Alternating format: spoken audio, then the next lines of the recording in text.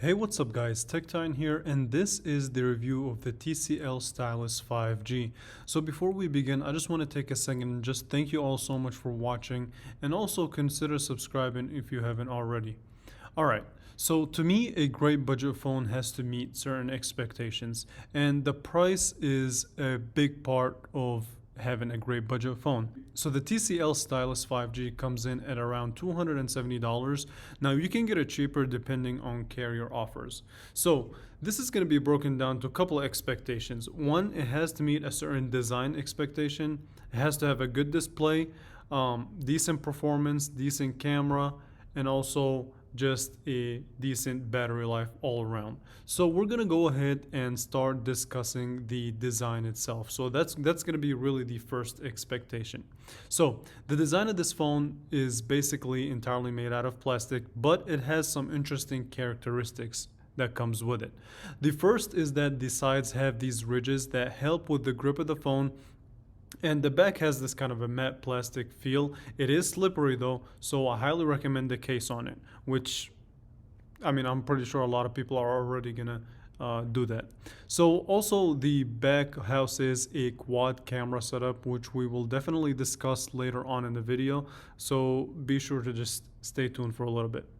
Okay, and on the bottom, you do have the stylus, your headphone jack, your USB-C port and whatnot.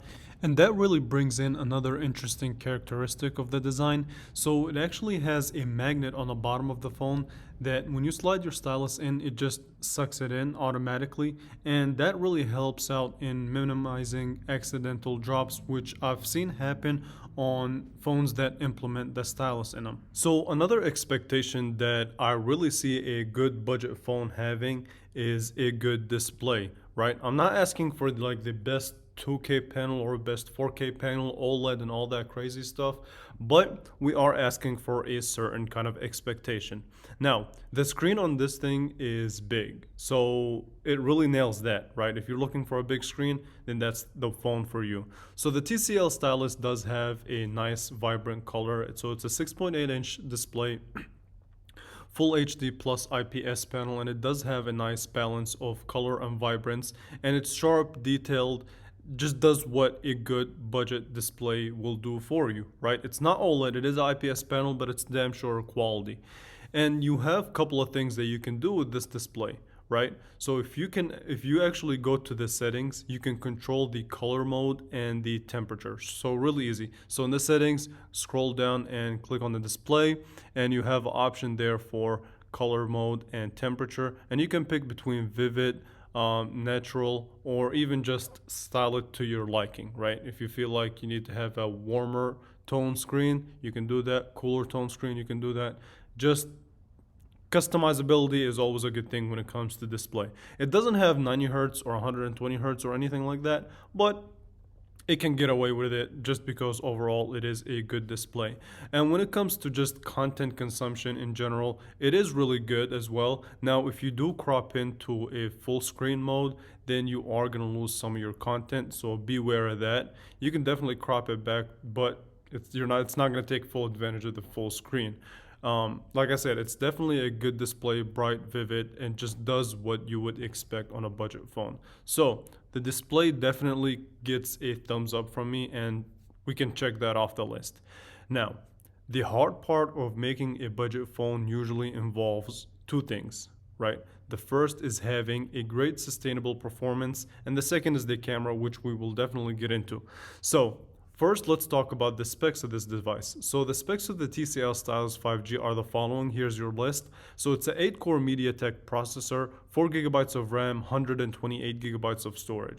So specs all around are fair, but for some odd reason, this phone tends to lag and freeze from time to time more than average.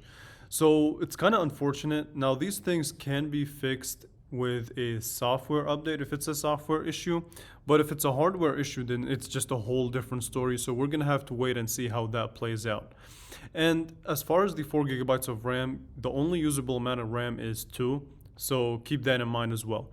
However, I'm not trying to bash this phone as far as performance, because if it's not lagging or freezing, When it comes to opening up daily tasks and like your phone app, your messaging app, you want to get on social media real quick, it's flat, it's smooth and fast and fluid, so long as it just does not lag. Because when you look at the benchmark scores, it's really average and just fits in that type of $270 price point. So the specs and the performance is iffy. It's not 100%.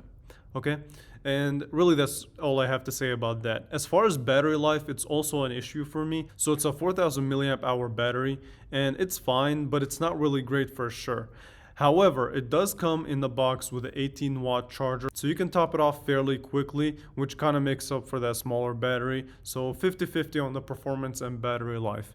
Okay, we cannot completely check that off the list, but it gets a pass for now. Okay, so now we're moving on to the really most important category when it comes to shopping for a phone. And I really feel like that's what a lot of people just focus on nowadays. And this category here is the camera. So this phone has a quad camera setup with a main sensor of a 50 megapixel. You also have an ultra wide 5 megapixel and a macro and depth sensor. Okay, so this phone is budget phones in general struggle when it comes to camera quality, and this phone, unfortunately, is just no exception. The camera on here is slightly below average, and when it comes to picture quality in general, the photos that come out of it are just not really that good, especially when it comes to dynamic range.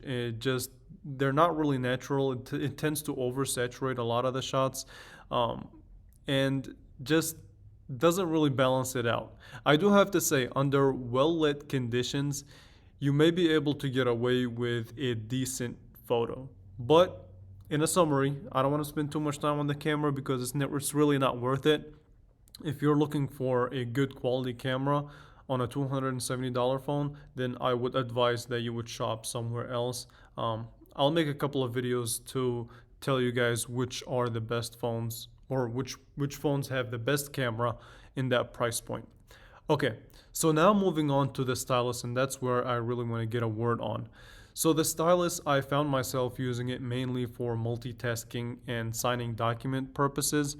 So it's really good for multitasking, especially because this phone does have such a large screen. So you can manipulate the screen size of which side you want it to be bigger, depending on the task that you're doing. For example, you can open up the calculator and write down a quick formula or a quick math problem, and it will do it really quickly while watching a video.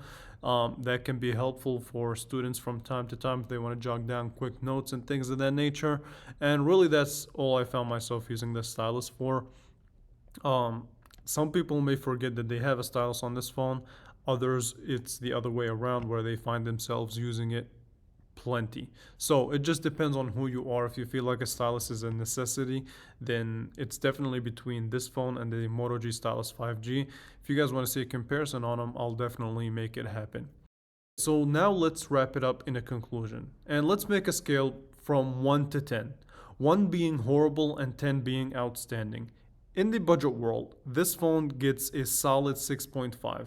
So it has a good display, it has a good design with a fair amount of attention to detail, and the stylus is a nice tool to have, but it does fall short in the camera and performance department. However, for a $270, this phone does make a statement, right? It's a $270 phone at the end of the day, and it checks fair amount of boxes. So good design, good display, gets a pass. The performance is iffy. Hopefully with a software update, it can kind of crush the bugs that are causing this phone to lag and freeze, if that's the issue. Again, like I said, if it's a hardware issue, then it's a whole different story. But I really want to leave it up to you guys. What do you think? What would you rate this phone based on this review on a scale of 1 to 10? Do you find a 6.5 to be a solid rating, a unfair rating, too high or too low? So I want to hear from you guys. Yeah, with that being said, leave a comment in the description below. Let me know what you guys think, and I will definitely catch you guys in the next video. Hope you guys enjoyed it. And yeah, on to the next. Thank you for watching.